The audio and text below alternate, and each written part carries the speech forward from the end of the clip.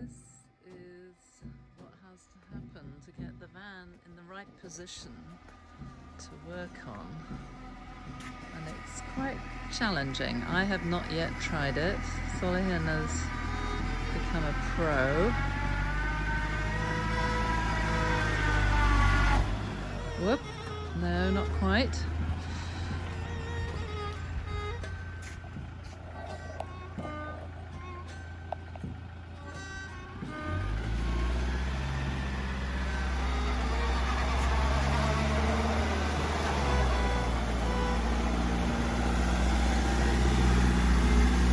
Complicated by the fact that we have...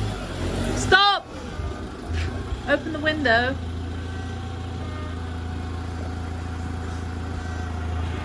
That we have these pergolas above, so it's a very narrow space, but he's doing very well. Yep, you're okay. Good job.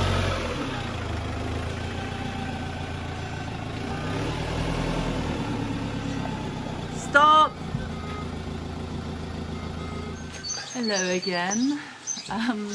Okay. We are Lucia and Solihin in, where are we? March, April, third month of our van build conversion. And we are 1 week into a 3-week complete and utter lockdown in Turkey. So we've not left home for the last week, which has actually been rather nice. Yeah, because we've been able to work. And it gives us way more time to focus on the van, and we've actually made some progress than that. We've been working so hard, we haven't been filming. It's like we just need to get on and do stuff. And so we have been doing a lot of work finally, where indeed. It's more tangible, it's actually visible and physical, which feels great to just be actually physically working on something. You can see the end of it. We finished the bed in that it fits perfectly. We've rearranged the IKEA framing, which has been great. Alicia has started to stain the wood for the garage, which is great.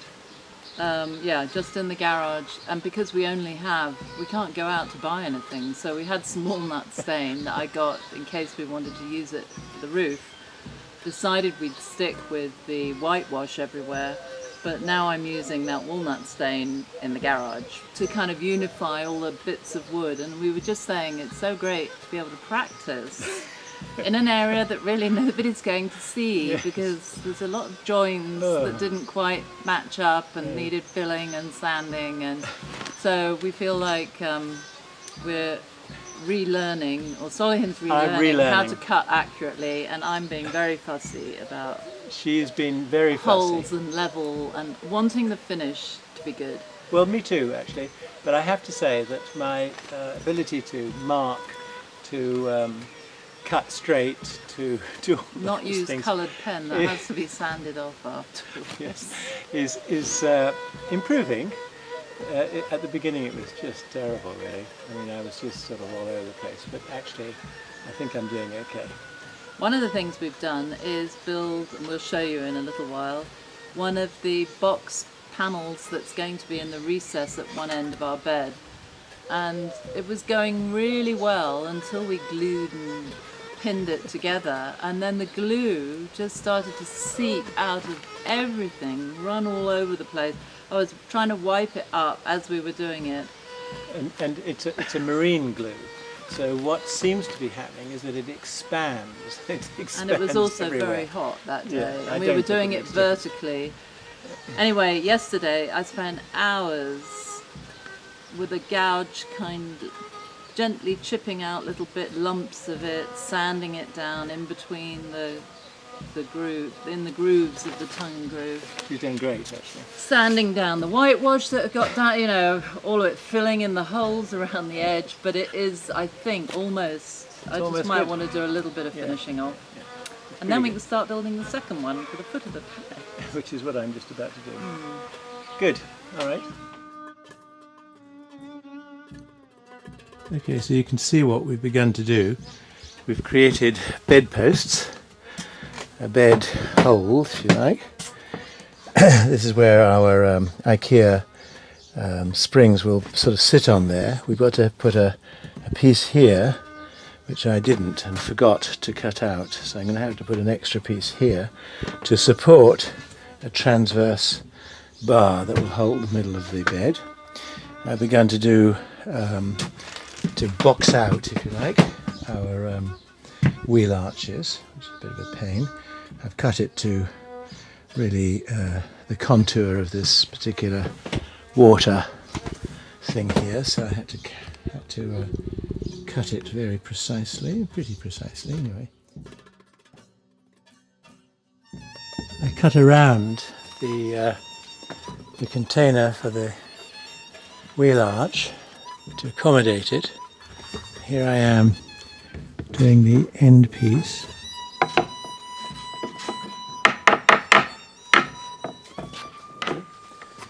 Good, now I'm going to pin it, so I'll just leave it to dry for a moment.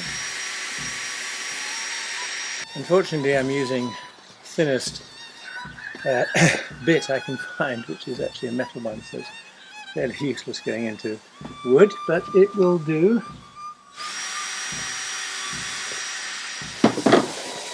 This is when I'm very thankful that I have several machines. I don't have to change the head. Nicely in and nicely asymmetrical. Bugger. Take it out. Bugger, bugger, bugger. Good.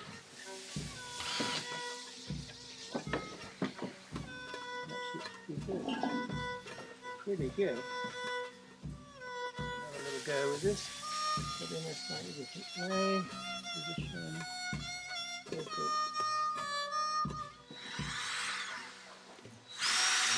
Here we have a beginning of a box to go over the wheel arches, and as you can see here, I've done a middle sort of block here that will actually contain the half of the bed, so that actually it supports both of the units of the IKEA bed that we got.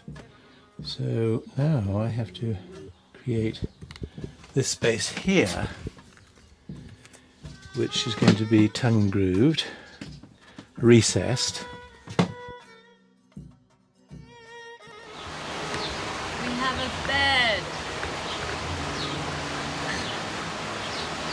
We have a bed, finally. This bit is done.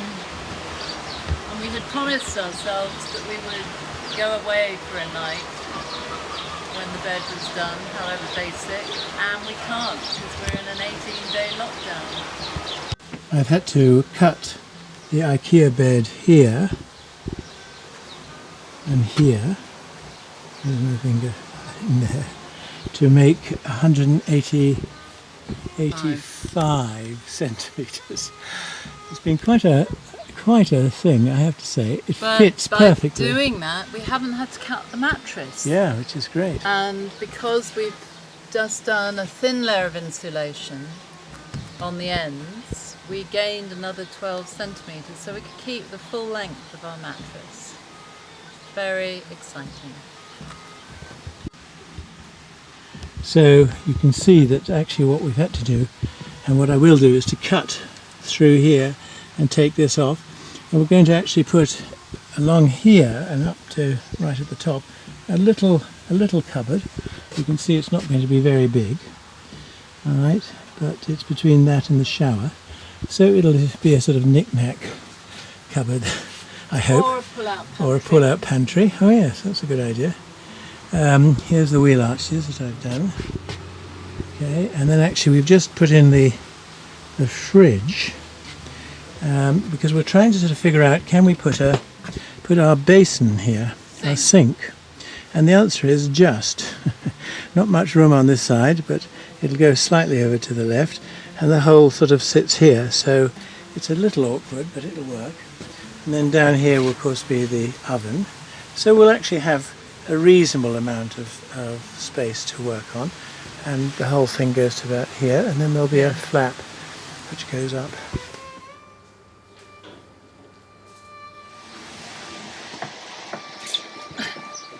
We seem to spend so much time undoing what we did because we realised it makes a difference.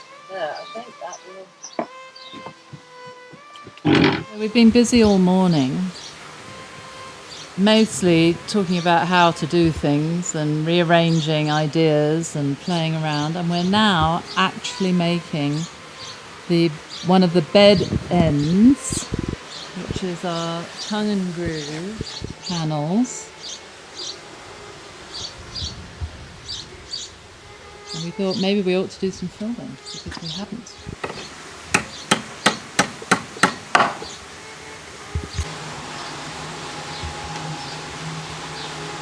It's a bit bloody hard to fill. So here we are with the stained parts of the garage. Also here, we're creating all the sort of preliminary work and seeing actually how bad our carpentry is and how we're putting these together. So I'm sure we'll get better as we go, but we are trying to clean it up as we proceed.